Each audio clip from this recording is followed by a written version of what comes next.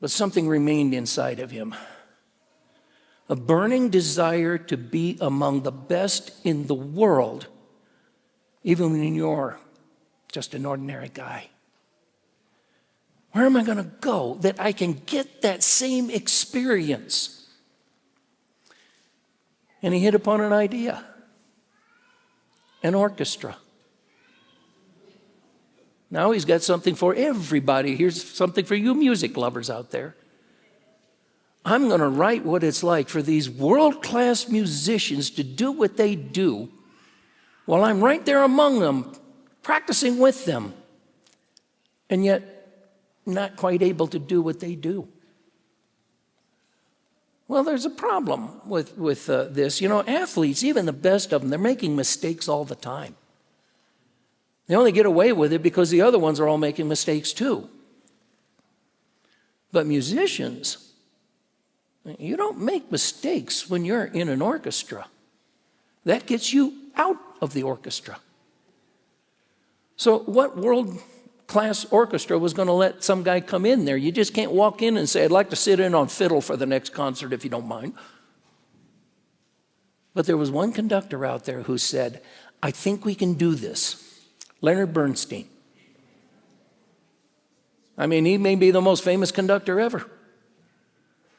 He was with the New York Philharmonic, and he says, George, if I put you in the percussion section and just give you the really, really simple things, like, you know, banging a couple blocks of wood together, rattling a tambourine, kind of stuff we all did in kindergarten, you'll still be among all these great musicians. And you'll still sit through the practices and learn what they have to do and be able to write about the experience. And George said, let's do it. So he joins the orchestra. And he's not just sitting in practice. He's actually out there during the concerts doing the easiest stuff. Turns out it was not easy enough. He messed up on a triangle one time. And that was it. Bernstein threw him out, fired him. You can't be a part of this orchestra. People who hear things like that want their money back. You're done. Well, he didn't have his story yet, but he had made friends, at least in the percussion section, and so they took him out for dinner that night to try and console him. And then the process of it, they said, you know what? I think we can get you back in the orchestra. George said, yeah, I don't think that's going to happen. No, this was just a temperamental artist having a little bit of a fit. He'll get over it, and tomorrow he'll feel better, and we'll be, it'll work out, you'll see. Oh, I don't know, he sounded pretty mad. Well, just come with us in the morning. So the next morning, the whole section troops into Leonard Bernstein's office, George following along with his head down. And they begin to plead his case. And George can hear that the conductor is having none of it. Absolutely not. So he just sat there, uncomfortable, looking at his shoes. But after a while, he thought he heard maybe a little bit of softening on Bernstein's part. And then he hears a long, well, and the room gets silent.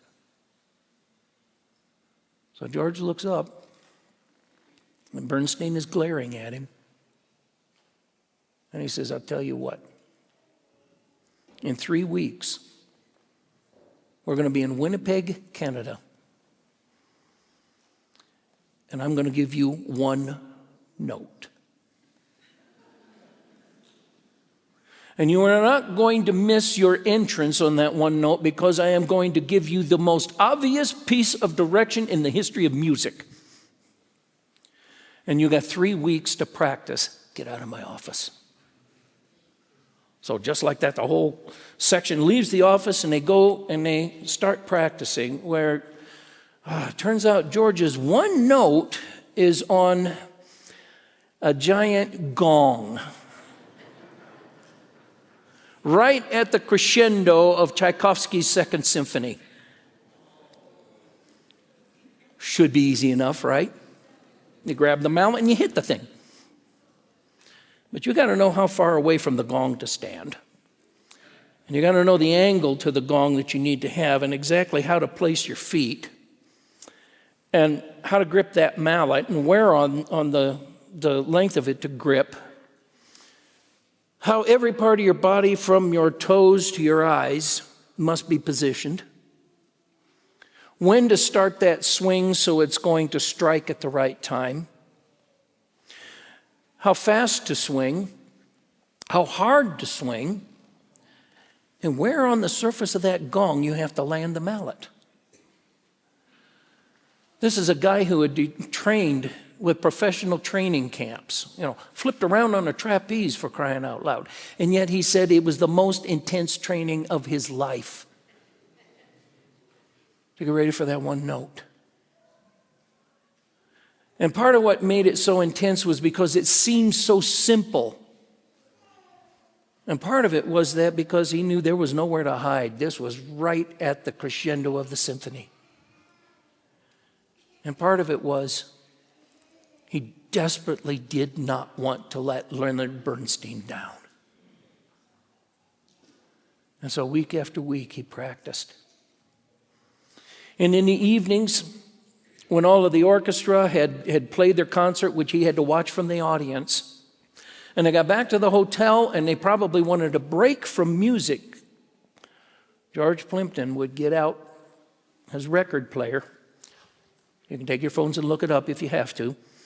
And he would play a recording of Tchaikovsky's Second Symphony, listening for his moment and, playing a little air gong to try and coordinate with it.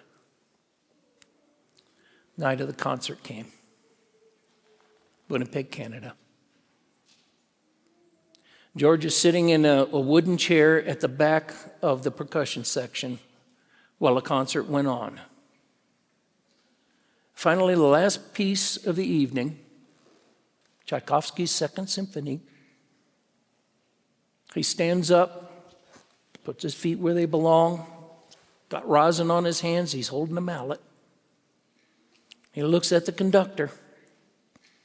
Bernstein nods at him and then begins conducting the music. And all through it, George is following along with his music in front of him. No notes for him to play yet. And he's counting off the measures. And after a while, he realizes the entire percussion section is very softly counting with him, making sure that he doesn't lose his timing. And when the moment came, he looked up at Bernstein, who turned toward him with his eyes bugging out, teeth clenched, swung the baton right at George and hissed, "Now!" Exactly at that time, the principal of the percussion section said to him, "Hit it!" And George swung that mallet and struck that gong harder than a gong has ever been struck. And he said the sound was so loud and sudden that, in his words, the musicians seated in front of him jumped like beans on a hot griddle. And it rolled down the concert hall, bounced off the back, and echoed up towards the stage again. So loud that Bernstein had to pause the orchestra for a full measure to let it die down. And George was crestfallen. He stood up there holding the mallet, sweating profusely, looking at his feet and panting and thinking, I ruined it. I had one note to play and I blew it and I have ruined the whole symphony. It was way too loud and maybe even a little too soon. He had never felt so defeated in his entire life, even though he had spent his life writing about his failures. And suddenly he heard a very soft noise. I didn't know this. I'm not a musician, so I didn't know this until I read the article about this experience. But musicians have a way of applauding each other in an orchestra that you don't hear out there. When somebody does a solo and they do really good, they shuffle their feet. And George heard the sound of the entire New York Philharmonic Orchestra shuffling their feet. And to his amazement, he thought, that's for me. And so he dared to look up at the conductor. And Bernstein's arms are leading the orchestra through the denouement, but he is looking right at George. And there's a smile on his face.